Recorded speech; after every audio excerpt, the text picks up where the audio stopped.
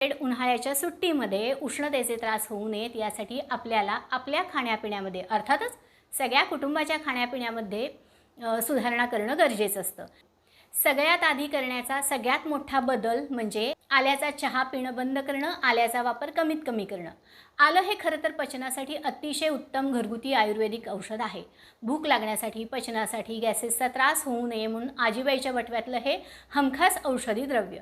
पण उन्हाळ्याच्या दिवसांमध्ये आल्याचा वापर आपण कमीत कमी, खरं तर शक्यतो बंदच करायला पाहिजे. आलं हे उष्ण गुणाचं म्हणजे अंगात उष्णता, गरमी निर्माण करणारं असतं. या गुणामुळंच ते पचन सुधारण्यासाठी मदत करत असतं. पण उन्हाळ्यात आल्याच्या या गुणाचा आपल्याला त्रास होऊ शकतो. फ्लेवर हवा असेल तर चहामध्ये वेलचीची पूड घालायला काही हरकत नाही. पचनासाठी आलं लिंबू पाचक किंवा आलं आणि मीठ, आलेपाक, आल्याचा मुरांबा हे असे पदार्थ उन्हाळ्यात पूर्णपणे बंद करा.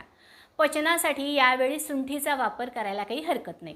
चहात सुद्धा आल्याऐवजी आपण सुंठ पावडर वापरलीच तरीसुद्धा चालू शकेल.